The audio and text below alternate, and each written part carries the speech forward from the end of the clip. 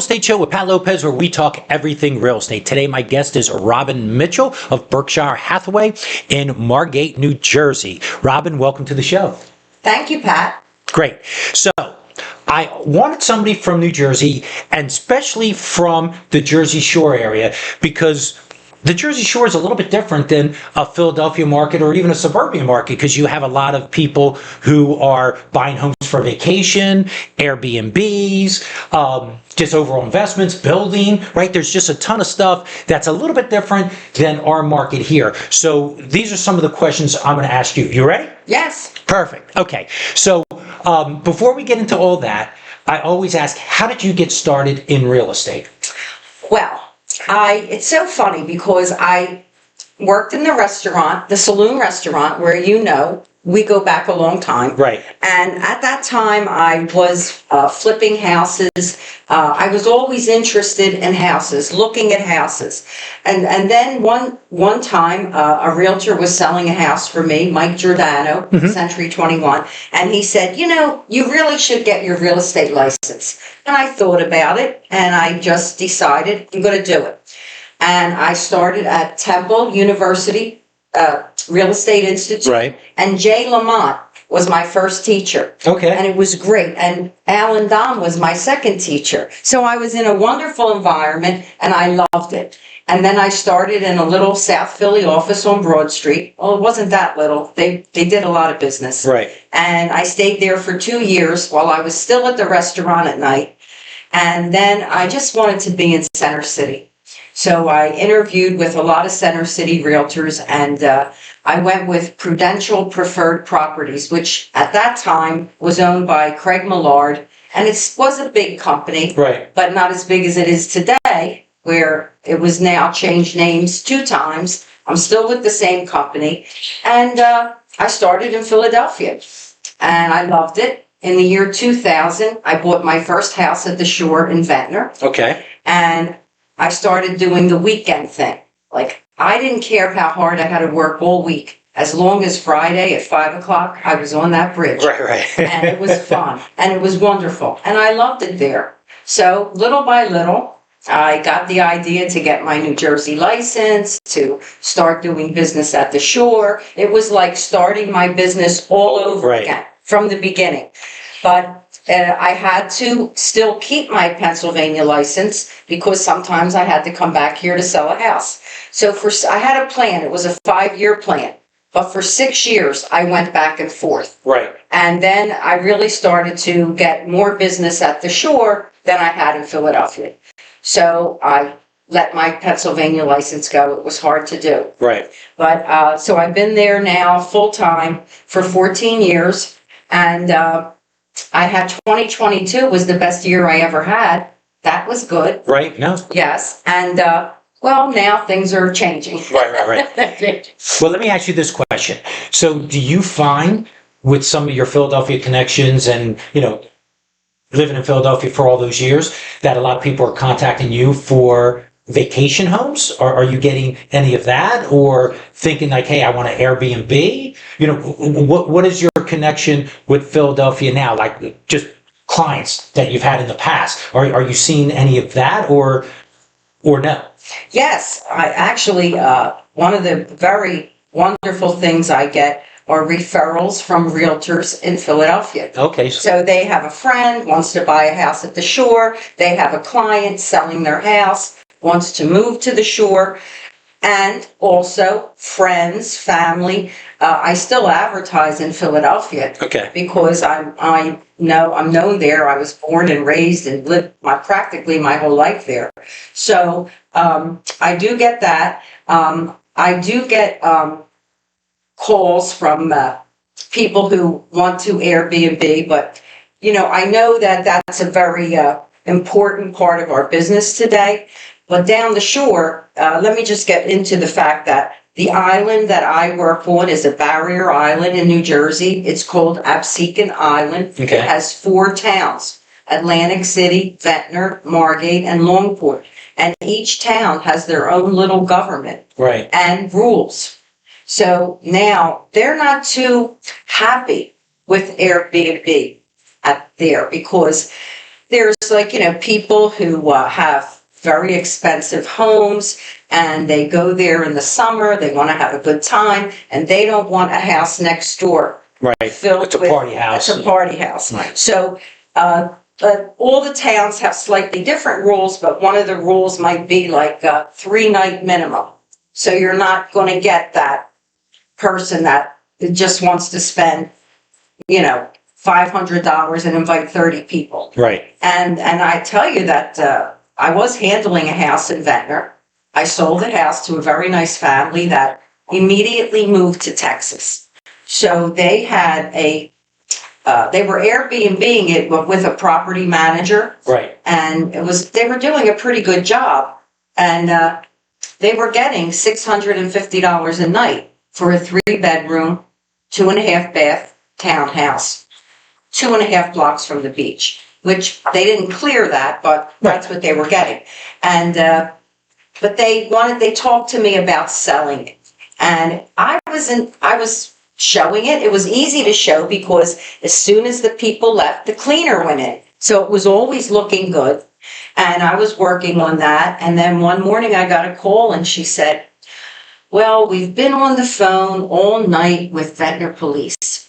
And my husband and I are very upset. Please sell it. So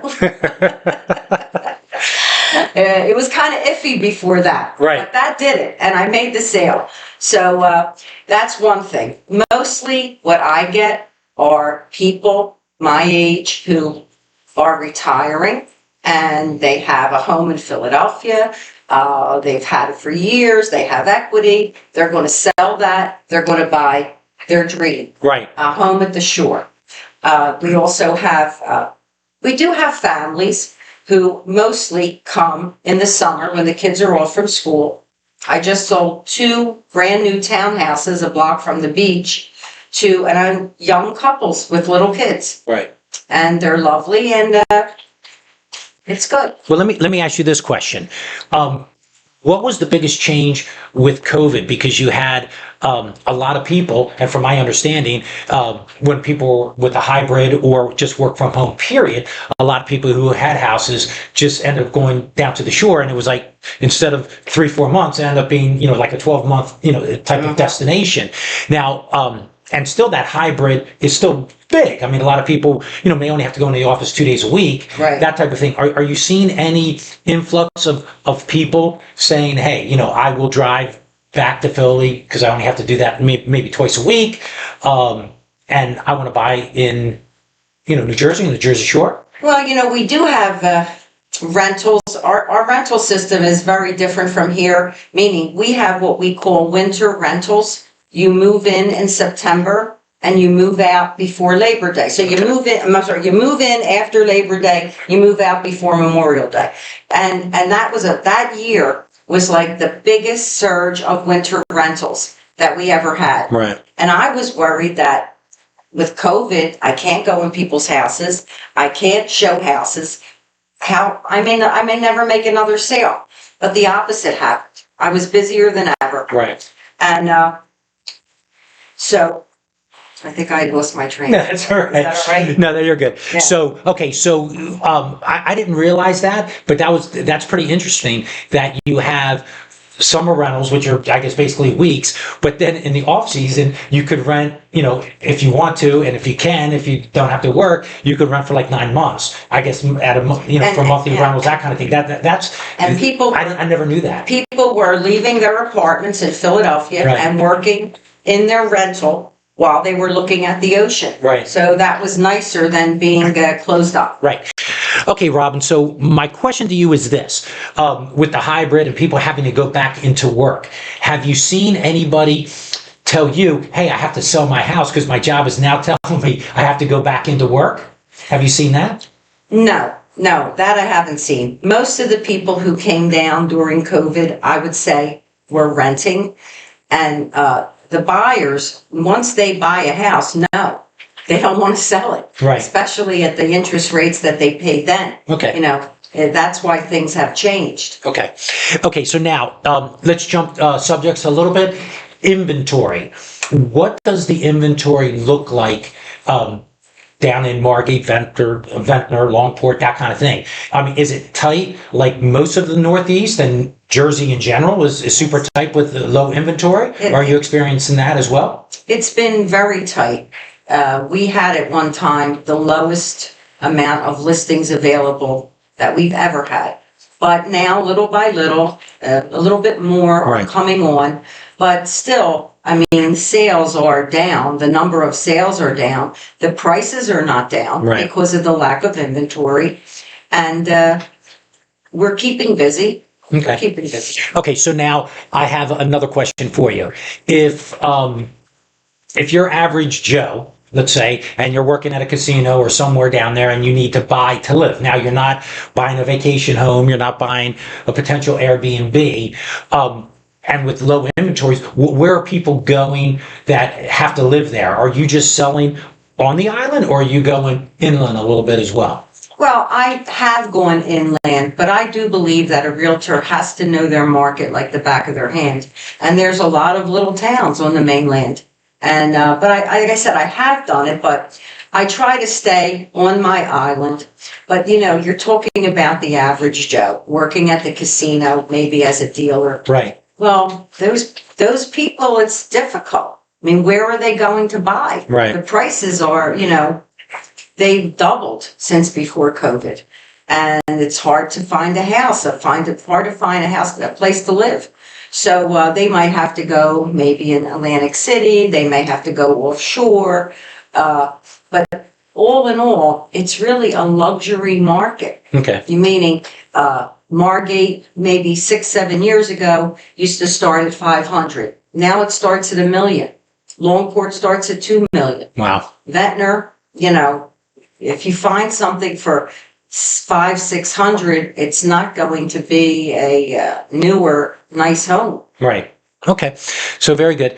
Okay. So you're primarily, what you're seeing is people who want to buy a vacation home or investors, basically on the island. Not much in investors. I know. See, our island is not a big rental place. Like, for example, Ocean City, where you have blocks and blocks of houses that are for rent for weeks. Right. We rarely do weeks. We do the full summer. We do maybe the first half of the summer, maybe the month of July, yearly rentals and winter rentals. It's a different market. It's a different market. And that's big. So you could be, just 5 miles away and you have a completely different market. Yes. Especially down the Jersey Shore. And you're right. If you go to Ocean City, a bunch of weekly rentals, and you're saying in your market, Rarely do we do it. Right. Mm-hmm. Okay. So that's really interesting on how it's so much different from one shore town versus another. Yes. Just you go from one to the other. Okay, so what else should we know about the Jersey Shore? Do you have any other? You've been down there for 14 years. Mm-hmm. Is there any other things that we would need to know about? We know inventory is low. We know the investor market isn't as strong in Margate, Ventnor, that kind of thing. It's there, but it's not as strong. It's not as strong. Right. No. So what else should we know? And then it was really fascinating when you told me that you have the winter rentals. I didn't even really think about that you can rent, for 8-9 months, Right. And that is a market. And at a lower price. Right. Because it's the winter. Right. But I think the main thing that is different, okay, after selling houses in Philadelphia, houses that are 200 years old, 300 years old, I go down there and I go one day on tour and I go to a beach house right on the beach. But it wasn't real big like some of the other ones. It was like 3 bedrooms, 2.5 baths. It was a little dated, but I thought it was a nice house. And when I got outside, I said to the listing agent, I really like this listing. And she looked at me and she said, it's a tear down. And I looked it up and it was built in like 1980. Right. I said, oh my God, this is different. Not like Philadelphia, where we don't really tear houses down so easily. Right. But I guess the wear and tear of the ocean and the beach and the wind, and now, of course, houses have to be built high. Right. You see them all built high up. They're built to withstand 3 feet waves And that's a good thing, because if we get hit with another storm, you'll still have your house. Right. So after Sandy, we had a meeting, and the house raisers came in for the meeting, and they told us that day that 50% of the houses here will be torn down or raised. Wow. And everyone was surprised, but it's happening. And that's the thing. If the house is built like before 1985, no. Right. Especially depending on the elevation too. Right, right, and then and I think and I do remember that a lot of people were getting insurance money, and part of the insurance money was to raise the house. Right. So that was part of the deal Right. On there. So very interesting. It's just amazing how we can be 60, 80 miles away, whatever the miles are, and just have just so completely different environment and things to think about that you really wouldn't necessarily think. In the Philadelphia market versus a Jersey Shore market. And island to island, as we mentioned. Right, and island to island, Island to yeah. island, like Brigantine is an adorable little clean town, but they don't have a lot of restaurants. They don't have that much happening. You have to leave Brigantine and go to the nearby casinos. I think that's why I like my island, because I'm a city girl. Right. I'm used to people. I'm used to cement. And it doesn't bother me that we have cement up to the boardwalk. But in Brigantine, as soon as you get up that way, there's no boardwalk, there's Right. sand. Right. And dunes. So it's different. Different feel. Okay, great. Okay, so if somebody wanted to get a hold of you, they were thinking of maybe buying a vacation home down your island, because I did hear several That's times right. it's your My island. island. It's my So they have to call you first because it's your island. My island. Perfect. How would they get a hold of you, Robin? Well, I'm at the Berkshire Hathaway Home Services Fox and Roach Realtors Margate office every day. There you go. So you go. reach out if you want to know more about Margate, the island, Ventnor, Longport, Atlantic City. Well, thanks for being on the show. Really appreciate your insights on the Jersey Shore. Well, that's the Real Estate Show with Pat Lopez. Be sure to follow the show on Facebook and Instagram, and subscribe below. Super important. I have great guests talking all topics real estate. Also, tell me what you want to hear, what show topics you want me to cover in the future. Remember, the show's everything real estate. Hope you enjoyed the show, and I'll see you